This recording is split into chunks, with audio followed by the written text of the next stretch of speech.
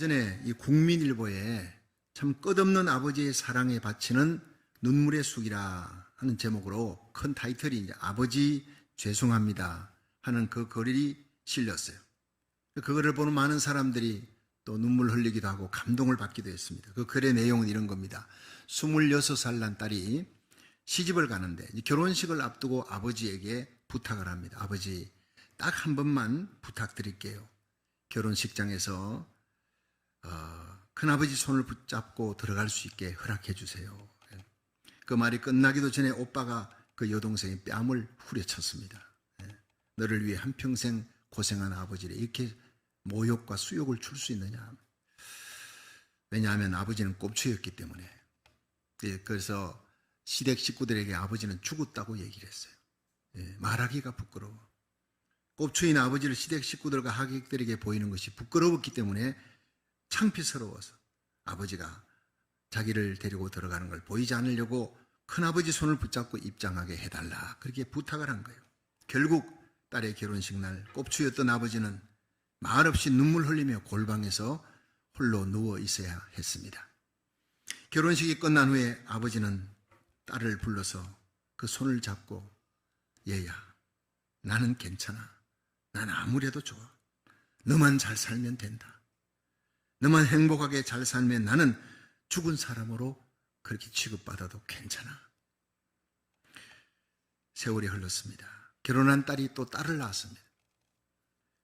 그런데 그 자식을 키워보면서, 자식을 낳고 키워보면서 아버지의 마음을 알게 됐어요.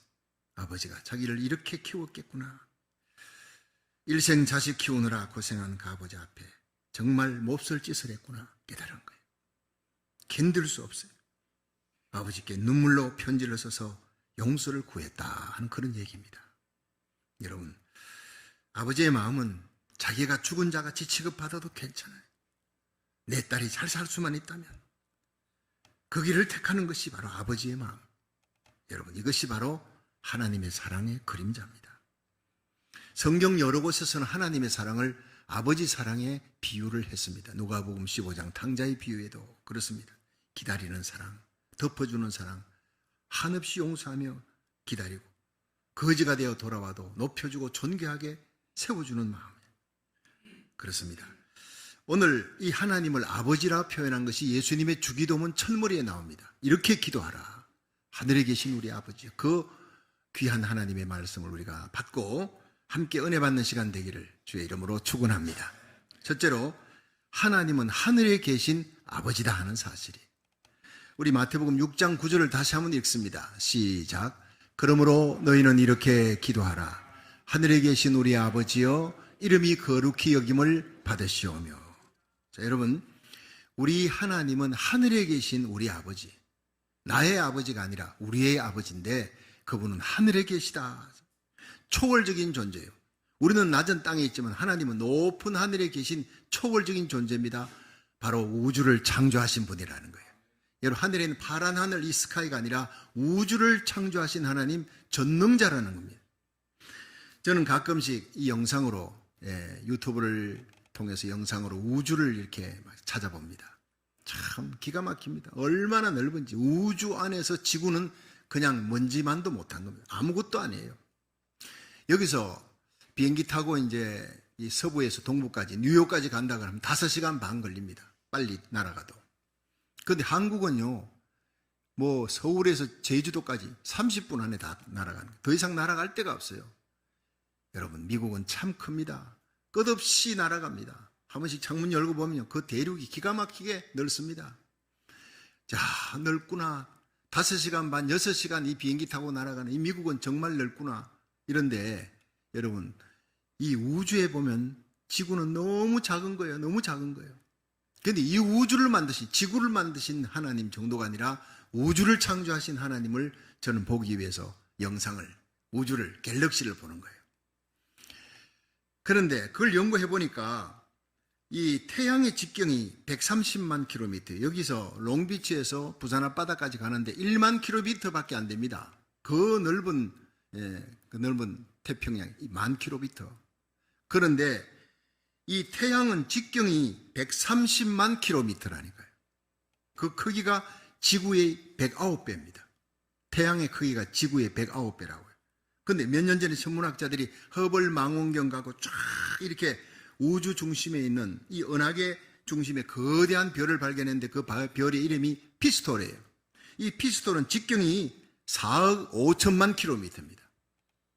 자, 여기서 태평양 가로질러서 얼마예요?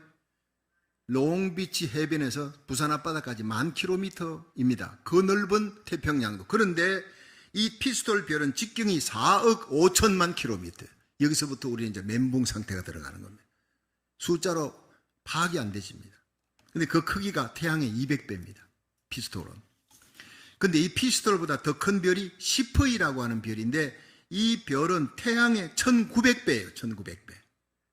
거대한 별인데 태양과 토성의 공전궤도, 이 토성이 태양 주위를 도는데 그 공전궤도가 이 시퍼이 별 속에 쏙 들어간다는 거예요. 얼마나 크면. 근데 시퍼이 별보다 더 큰 별이 케니스 메이저레스라고 하는 별인데 이건 직경이 14억 킬로미터입니다. 자, 여러분들 지금 이제 생각이 멍한 거예요. 14억 킬로미터 어느 정도인가? 태양의 2100배입니다.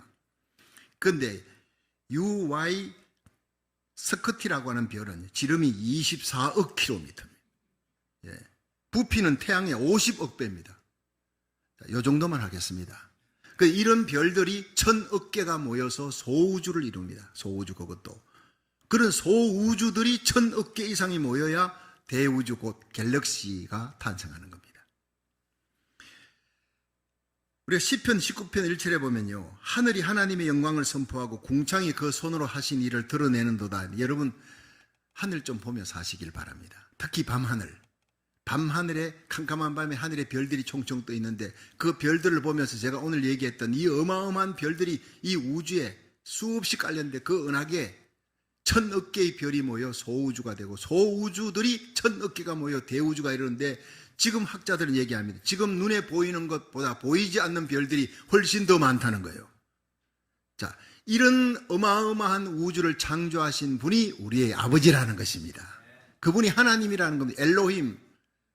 하나님의 이름 야훼라 그럽니다. 엘로힘은 전능자라는 겁니다. 그 하나님이 이 우주를 만드셨다. 하나님의 영광을 하늘이 선포하고 궁창이 그 우주가 갤럭시가 하나님의 손으로 하신 일을 나타내는도다. 여러분 저절로 하나님의 이름 불러도 고개가 숙여지는 거예요. 이 위대하신 우주의 창조자 전능자 하나님이 우리로 하여금 그 하나님을 아버지라 부르게 했는데 누구 때문에? 예수님 때문이라는 거예요. 죄인으로 죽어 지옥에 던져질 수밖에 없는 저주받은 우리의 운명인데 피조물인데 하나님의 피조물인데 죄를 지었어요. 마귀에게 걸려 죄값인 죽음과 지옥의 형벌입니다. 저주받은 우리들이 어떻게 하나님을 아버지라 부르느냐? 예수님 때문에. 하나님의 아들 예수님이 이 땅에 오셔서 우리의 죄를 대속하는 십자가 피 흘려주시고 부활하셨습니다. 예수님을 구주로 영접하면 하나님의 자녀가 되는 권세를 주었다고 요한복음 1장 12절은 얘기하는 거예요. 자녀면 하나님의 아버지가 되는 거예요. 영접하는 자 곧 그 이름을 믿는 자들에게 하나님의 자녀가 되는 권세를 주셨느니라. 할렐루야. 갈라디아 4장 6절에는요 너희가 아들인 고로 하나님이 그 아들의 영을 우리 마음 가운데 보내사 아바 아버지라 부르게 하셨느니라. 하나님을 아바 아버지라 부르게 만드시는 분은 성령인 거예요. 아들의 영 성령이 우리 가운데 들어오면 하나님을 아버지라 부르는데 구약의 위대한 다니엘 이사야 위대한 에스겔 선지자 그들은 하나님을 아버지라 부를 수가 없어요. 자격이 없어요. 근데 오순절에 성령이 임하고 난 다음에 이 성령께서 예수를 구주로 믿는 우리가 성령이 들어오면 이 성령께서 하나님을 아버지라 종의 영이 아니라 양자의 영을 받았으므로 하나님을 아버지라 부르짖느니라. 어린아이가 아버지에게 아빠 하듯이 우리는 하나님과 깊은 친밀한 교제 속에 아빠 하며 부르며 예배드리고 기도하는 거예요. 놀라운 일입니다. 예수의 피를 들고 하나님의 보좌 앞에 담대히 나가는 예배되기를 주의 이름으로 축원합니다. 하나님을 아버지라 부르는 거예요. 왕같은 제사장 그리스도의 신부입니다. 여러분 신부라는 단어가 남자인데 무슨 신부라는 표현을 쓰느냐? 상징입니다. 예수 그리스도가 왕입니다. 만왕의 왕이신 예수님 곁에 신부로 가장 사랑하는 신부로 세워진 저와 여러분들은 예수님의 권세와 영광을 함께 누린다는 뜻으로 신부라는 표현을 쓴 겁니다. 왕같은 제사장입니다. 두 번째, 하나님은 베푸시는 아버지입니다. 히브리서 4장 16절 한번 읽어봅니다. 시작. 그러므로 우리가 긍휼하심을 받고 때를 따라 돕는 은혜를 얻기 위하여 은혜의 보호자 앞에 담대히 나아갈 것이니라. 아멘. 여기서 중요한 것은요, 아버지는 그냥 베푸는 분이에요. 주는 분이에요. 우리의 설 것을 미리 아시고 준비하시는 여호와이래요. 저는 아버지 이렇게 생각하면 돌아가신 제 아버지가 생각이 납니다. 아버지는 주는 것만으로 행복한 분이라는 거예요. 저희 아버지가 이제 은퇴하시고 또 살아가시기 힘들다는 걸 알고 제가 결혼해서 계속 생활비를 대드렸습니다. 대구 평강교에서 목회할 때 차를 타고 가서 생활비 그날 드리고 그다음 식사하고 나오는데 아버지가 문 앞까지 따라 나오셨어요. 아파트 문 앞까지 이렇게 따라 나오셔서 제 호주머니에다 뭘 집어넣습니다. 아버지가 뭡니까? 별거 아닌데 가서는 맛있는 거 사 먹어라. 아빠 용돈을 내가 드리잖아. 이거 아버지가 사드세요. 막 완강하게 제가 안 봐달라 그랬더니 아버지가 정색을 하는 거예요. 좀 노한 느낌입니다. 박 목사 받아. 내 말대로 받아. 아버지는 줄 때가 가장 행복한 거예요. 내가 벌이가 없어서 생활비를 받으면서도 늘 부담이 돼. 내가 이게 줄 때 네가 받으면 나는 행복한 거야. 제가 그걸 받고 왔어요. 차 타고 가면서 그렇게 눈물이 나더라고요. 아버지는 이런 분이구나. 줄 때가 행복한 분이 아버지구나. 줄 능력이 없어도 내 용돈을 짜게 갖고 주면서도 행복을 느끼는 분이구나. 여러분, 우리 하나님 아버지는요, 은퇴가 없습니다. 돌이 마르지 않습니다. 능력 있는 전능하신 하나님, 우리가 간구하면 언제든지 주시는 분인 줄로 믿으시기 바랍니다. 언제든지 간구하십시오. 하나님은 우리에게 주면서 행복을 느끼시는 분이 우리 하나님 아버지세요. 근데 하나님께서 언제 우리에게 주느냐? 구하라 주실 것이요 그랬어요. 찾아라 얻을 것이 문을 두드리면 열릴 것이라. 구하지 아니하면 안 주겠다 그래요. 아무리 귀한 아들이라도. 왜냐? 그러면 아버지 하나님이 주신 줄 몰라요. 내가 잘나서 그렇게 된 줄 알아. 구해서 기도해가지고 얻으면 이건 하나님이 주신 거다 믿으시면 아멘 하십시오. 그 살아계신 하나님을 간증하며 살아가는 저와 여러분이 되기를 축원합니다. 환난 날에 내게 부르짖으라. 내가 네게 응답할 것이고 네가 알지 못하는 크고 비밀한 일을 보여주리라. 내 앞에 해결할 수 없는 많은 문제들이 있어도 하나님께 기도해서 홍해바다 가르시는 하나님, 여리고성을 무너뜨리시는 하나님, 하늘의 태양을 멈추시는 그 모세의 하나님, 요호수아의 하나님, 우리들의 하나님인 줄로 믿으시기 바랍니다. 기도해서 구하라는 거예요. 하나님 아버지 마음은요, 언제나 히브리서 4장 16절, 그러므로 우리가 긍휼하심을 받고 때를 따라 돕는 은혜를 얻기 위해 은혜의 보좌 앞에 담대히 나갈 것이니라. 오늘 이 자리는요, 하나님의 영광의 보좌, 하나님을 찬양합니다. 얼마나 아름답고 열정적인 찬양이, 하나님이 그 영광을 받으십니다. 동시에 이 시간은 은혜의 보좌. 여러분, 우리가 힘들고 어려운 일 안고 있습니다. 말할 수 없지만 여러분들의 속마음을 하나하나 펼쳐내 보이면 눈물이 있고 아픔이 있고 고통이 있습니다. 내가 해결할 수 없는 문제를 안고 오늘 이 자리에 있는 성도가 있습니다. 하나님은 그 일을 은혜로 해결해 줄 줄로 믿으시기 바랍니다. 은혜의 보좌가 펼쳐져 있는 것이에요. 영광의 보좌와 함께 하나님의 보좌는 은혜의 보좌입니다. 그런데 그 은혜의 보좌를 펼치신 하나님의 마음은 긍휼입니다. 우리가 긍휼하심을 받고 때를 따라 돕는 은혜를 얻기 위해 하나님의 은혜의 보좌 앞에 나간다 했어요. 하늘 보좌 버리고 그 영광의 보좌를 버리고 이 땅에 인간의 몸을 입고 오셔서 십자가 지신 그 하나님의 마음, 예수님의 마음이 긍휼이라는 거예요. 불쌍히 여기는 마음, 덮어주는 마음입니다. 그러므로 베푸시는 하나님의 사랑, 자녀들에게 그냥 긍휼과 사랑으로 베풀기를 원하는 하나님의 마음을 오늘 알아야 합니다. 전 경북대 총장을 지내신 박찬석 교수님, 이번에 아버지의 사랑에 대해서 이런 얘기를 했습니다. 그분이 고향이 경남 산청인데 너무너무 가난하게 태어났어요. 잘하는 것도 그렇고. 그러니까 아버지는 그 아들 박찬석이가 중학교 때 대구로 유학해서 너는 공부해야 돼. 나는 못 배워서 이렇게 고생하며 이 동네에서 제일 가난하게 살지만 너는 공부해서 잘 돼야 돼. 그런데 유학을 보냈더니 이 찬석이가 시골에서 와가지고 그 대구 중학교에 1학년 8반에 다녔는데 반에 68명이 있었는데 그 중에 시험 치니까 68등이에요. 꼴등입니다. 근데 이제 방학이 돼서 성적표를 들고 가야 되잖아요. 아버지에게 성적표를 보내려니까 참 기가 막힙니다. 어렵고 힘든 사리에도 내 하나 잘 되게 하려고 그렇게 대구 중학교 보냈더니 이게 68등이 돼가 이 성적표를 보일 수가 없어요.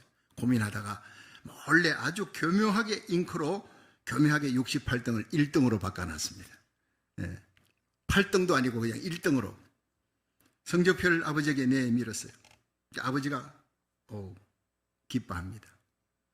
너무너무 좋은 거예요. 아들이 가가지고 1등을 했다니까요. 그 동네 친지들이 다 가까운 대소간의 친척들이니까 몰려와가지고 찬석이 공부 잘했나고 막 물으니까 아버지가 앞으로 봐야 되겠지만 이번에는 어쩌다가 1등을 했는가 봐. 이랬더니 우리 가문에 천재 났다고 경사 났다고 기뻐하면서 찬석이 아빠 잔치해야 되지 않느냐 잔치. 그 동네에서 제일 가난한 사람이 재산 목록 1호인 돼지밖에 없는데 찬석이가 그 다음날 보내 아버지가 돼지를 잡았어요. 그 돼지를 잡아서 온 동네 잔치를 벌였다는 거예요. 큰일 났습니다. 그러니까 자기가 이게 일을 벌려난 거예요. 거짓말로 이렇게 위조해가지고 내는데 아버지는 그걸 믿고 저걸 동네 사람 불러갖고 막 그냥 잔치를 해댔으니 돼지 한 마리를 재산 목록 이런데 이거 내가 어떻게 하면 좋냐. 자기 머리를 방에 들어가서 쥐어받고 문제를 수습할 길이 없잖아요. 그래서 강으로 뛰어들어 죽으려고 달려가서 강에 뛰어들었지만 죽어지지도 않아요. 그래서 양심의 가책을 느낀 그날 이후로 이 박찬석이 완전히 생애가 바뀌어졌다 했습니다. 변화가 된 거예요. 못난 자식 위에 재산 1호 돼지를 잡은 아버지의 사랑에 보답해야 되겠다. 죽기를 각오하고 공부를 했어요. 17년 후에 대학 교수가 되었습니다. 그리고 박찬석 교수의 아들 민우를 데리고 중학교 민우가 입학했을 때 부모님 앞에 33년 전의 일을 사과하기 위해서 갔어요. 무릎을 꿇었어요. 아버지, 저 중학교 1학년 때 1등 했다는 거 말이지요. 그 말까지 하니까 아버지를 그만해라. 손자 민우가 듣는다. 아버지는 33년 전의 일을 위조했다는 거, 거짓말했다는 걸 다 알고 있었습니다.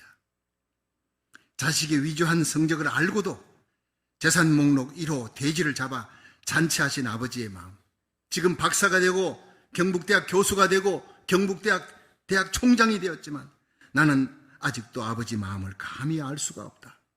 알면서도 자식을 사람 만들려고 참고 평생 뒷바라지 해주신 아버지의 그 깊은 마음에 눈물로 감사드립니다. 이렇게 글을 썼습니다.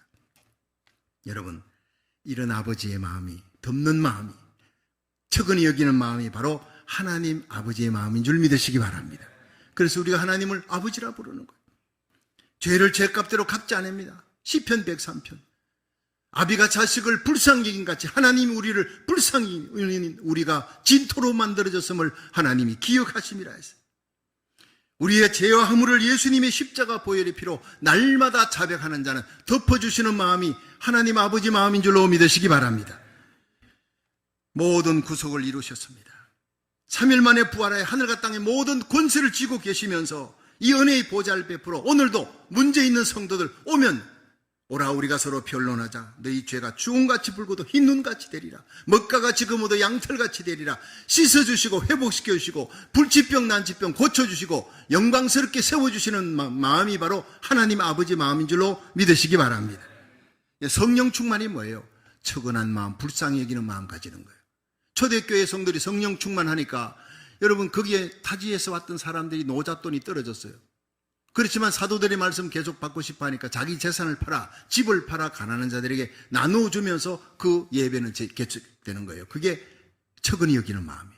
성령 충만은 딴 거 아닙니다. 다른 거 못해도 괜찮아요. 기적 표적을 안 봐도 진동이 없어도 환상 못하고 방언 못해도 괜찮아요. 불쌍히 여기는 마음, 예수님의 마음을 품는 것이 성령 충만인 줄로 믿으시기 바랍니다.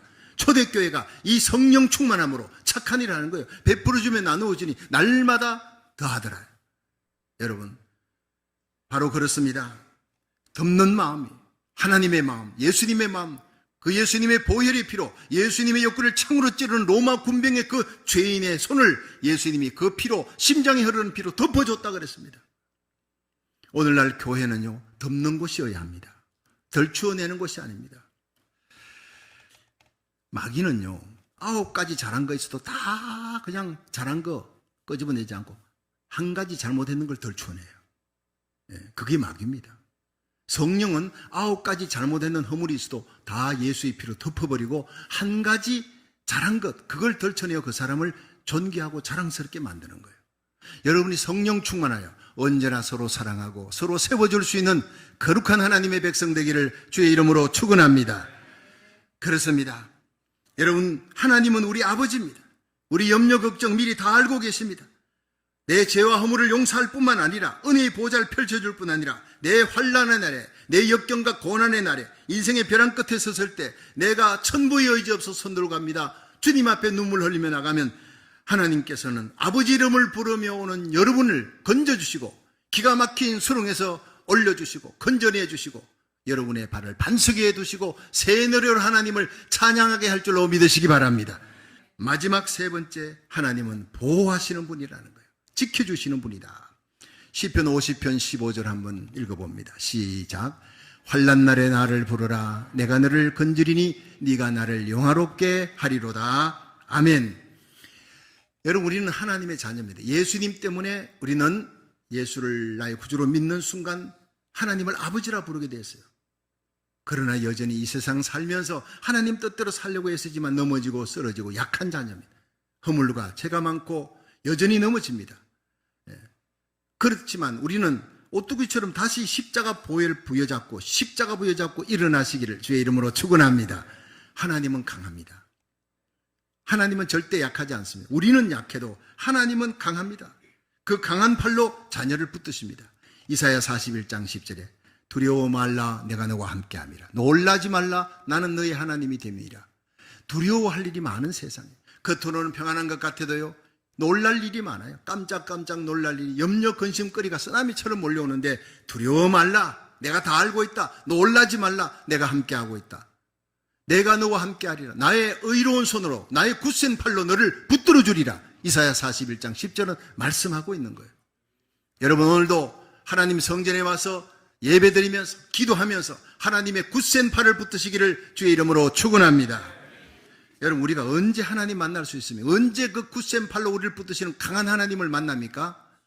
환난 당할 때입니다. 내가 해결할 수 없는 문제에 부딪혀 있을 때입니다.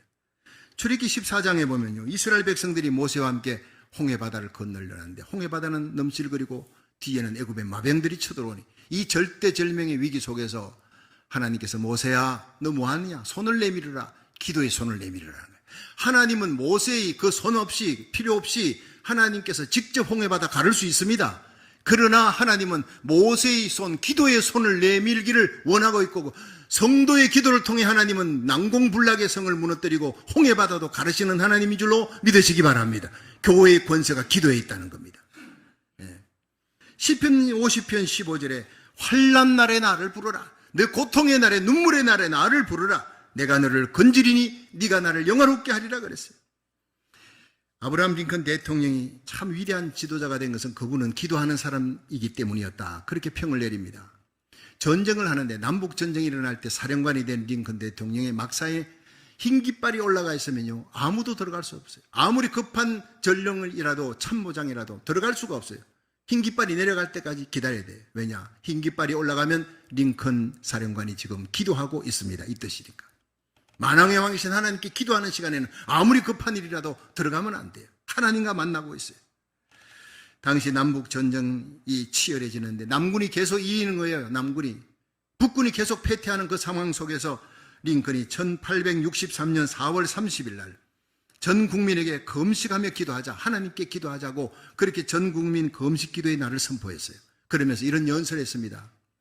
국민 여러분, 이 미국의 비극을 종식시키는 방법은 우리가 회개하고 하나님께 돌아가는 길밖에 없습니다. 하나님께 돌아가 그 자비와 용서를 빌 때 인간 사회에 얽힌 모든 문제들이 다 해결되는 것입니다. 남북 전쟁을 위시한 인간 역사 속에 일어나는 모든 비극들은 결국 인간이 하나님을 떠나고 진리의 말씀인 성경을 떠났기 때문입니다. 우리 하나님 앞에 무릎 꿇고 금식하며 기도합시다. 환난 날에 나를 부르라. 내가 너를 건지리니 네가 나를 영화롭게 하리라. 그렇게 약속하신 하나님을 만나게 될 것입니다. 이 연설이 게티스버그 연설과 함께 지금까지 링컨의 2대 명연설로 꼽히고 있습니다. 이 연설 후에 전 국민이 감동해서 금식기도 들어갔어요. 하루 금식기도를 들어갔는데 그 기도의 결과 링컨의 역전승입니다. 이기던 남군이 패퇴하고 계속 지던 이 북군이 승리하면서 마침내 북군의 승리로 끝나게 됐다는 거예요. 여러분, 기도할 때 하나님의 손이 역사한 줄로 믿으시기 바랍니다. 여러분, 우리가 1년 기도하는 거, 그거보다 하루 금식 기도가 더 파워 있다 그랬어요. 그래서 금식 기도가 능력이 있다는 거예요. 여러분, 에스더가 죽으면 죽으리라 하고 3일을 금식하고 왕 앞에 나갔을 때 기적이 일어났잖아요. 그렇습니다. 예레미야 29장 11절에 보면 너희를 향한 나의 생각을 내가 아나니 재앙이 아니라 평안이라 장래 소망을 주려는 것이라. 너희가 내게 나와 부르짖으며 내게 기도하면 내가 들을 것이요 너희가 나를 찾고 찾으면 나를 만날 것이니라. 오늘 이 예배가 하나님을 찾고 하나님께 앙망하고 하나님께 기도하며 하나님께 예배드려 하나님 만나는 예배, 하나님의 임재를 체험하는 예배 되기를 주의 이름으로 축원합니다. 어떤 난치병, 불치병이라도 치유받는 역사가 일어날 것입니다. 그렇습니다. 오늘도 하나님은 하나님의 백성들을 보호합니다. 역경 속에 부르짖는 하나님의 백성의 기도를 하나님이 듣고 계십니다. 그것이 하나님 아버지니까. 하나님은 아버지입니다. 하늘에 계신 아버지입니다.